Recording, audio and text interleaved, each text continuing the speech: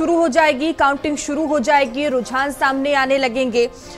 और देखिए सभी लीटों पर जो लड़ाई है वो बेहद दिलचस्प नजर आ रही है। मुरादाबाद से दीपचंद्र हमारे साथ जुड़े हुए हैं। देखिए दीपचंद्र, कुंदरकी सीट पर क्या कुछ तैयारियां देखने को मिल रही है, क्योंकि कुछ ही घंटों का महज अब वक्त रह गया है जब रुझान सामने आने लगेंगे।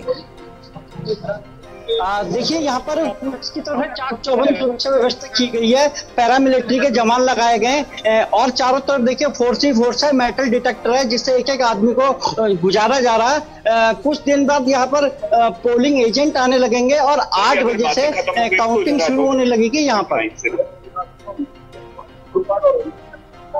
बहुत ज्यादा बातें देखिए आपके पीछे तमाम तरह की तैयारियां देखने को मिल रही है और देखिए यहाँ पर लड़ाई बेहद दिलचस्प नजर आ रही है। मुस्लिम बाहुल्य ये सीट है, क्या कुछ यहाँ पर नजर आ रहा है, किस तरह का माहौल देखने को मिल रहा है? देखिए भारतीय जनता पार्टी ने पहले दिन से ही ग्राउंड लेवल पे बहुत ज्यादा तैयारी की थी।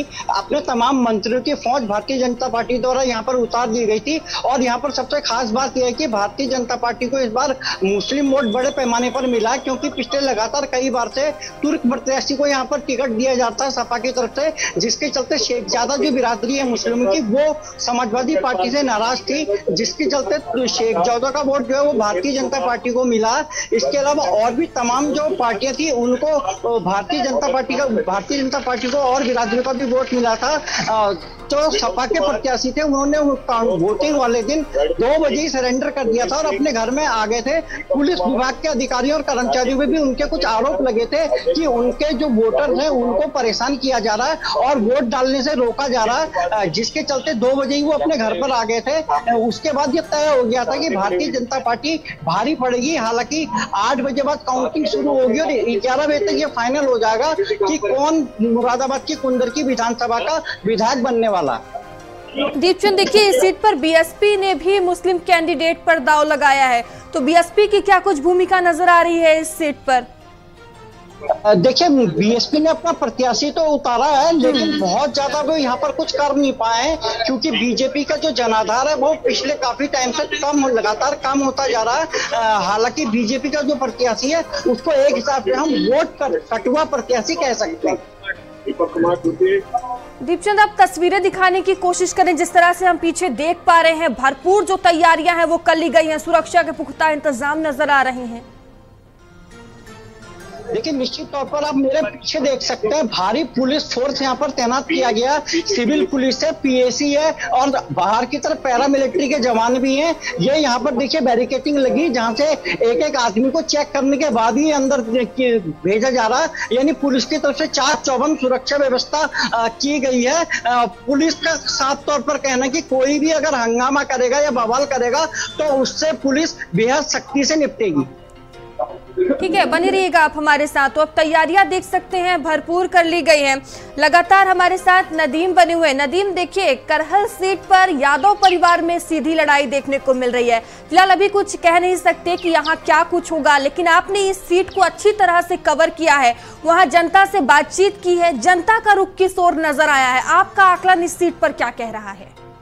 देखिए अगर जनता के आकलन की बात की जाए या जो लोकल मुद्दों को लेकर बात की जाए तो इस बार जो उपचुनाव के दौरान प्रत्याशी के लिए जो मतदाताओं की जो ओपिनियन थी उसमें कोई एनर्जी नहीं दिखी, सबसे बड़ी बात। और उस एनर्जी ना दिखने के कारण वोट परसेंटेज कम हुआ। अब ये वोट परसेंटेज किसको गेन कर रहा है? समाजवादी पार्टी को गेन कर रहा है या भारतीय जनता पार्टी को गेन हो रहा है? ये कुछ समय में पता चल जाएगा। लेकिन जो वोट परसेंटेज कम हुआ है इससे कहीं ना कहीं दोनों ही पार्टियों के धुकधुका मचा हुआ है। उस धुकधुके को सहजने के लिए कयास भी लगाए जा रहे हैं। अफवाहों के दौर भी बहुत हैं, अफवाहें भी चल रही हैं और लोग एक दूसरे पे कमेंट भी कर रहे हैं, लोग ओपिनियन भी दे रहे हैं, लेकिन कोई भी अभी स्थिति में नहीं है कि कुछ भी सैलोट बात कह सके। जैसे कि करहल विधानसभा की जो सबसे ज्यादा अगर मतदाता आते हैं तो यादव 1 नंबर पे और दूसरे नंबर पे आते हैं शाह। तो इस बार लोगों का तो ये भी कहना है कि यादव कटा है, यादव ने क्रॉस वोटिंग की है भारतीय जनता पार्टी के लिए। तो वहीं साग की जो मतदाता है दूसरे नंबर का, तो उसने भी कहीं ना कहीं क्रॉस वोटिंग कर की है। तो इस क्रॉस वोटिंग से भारतीय जनता पार्टी को फायदा होगा या समाजवादी पार्टी के पास वही रूप रहेगा? क्योंकि क्रॉस वोटिंग की ये भी हवाएं चल रही हैं। अभी धरातल पे भी किसको कुछ नहीं कह सकते, क्योंकि मतगणना आज होनी है कुछ समय बाकी है। जब मतगणना होगी और परिणाम आने शुरू होंगे उसके बाद ही पता चलेगा कि वास्तव में यादव ने क्रॉस वोटिंग की है, ये शाक्य ने वोट किया है या नहीं किया है। तो ये कुछ समय बाकी है, उस समय के बाद में सब स्थिति क्लियर हो जाएगी। मैं समझता हूँ 12 से 1 बजे तक 9 की 9 सीटों पर सभी प्रत्याशी अपने विजयी हो जाएंगे, जिसको भी जो होना होगा। और वही हाल मैनपुरी करहल का भी होगा कि 12 बजे तक पता चल जाएगा कि मैनपुरी करहल का विधायक कौन बना।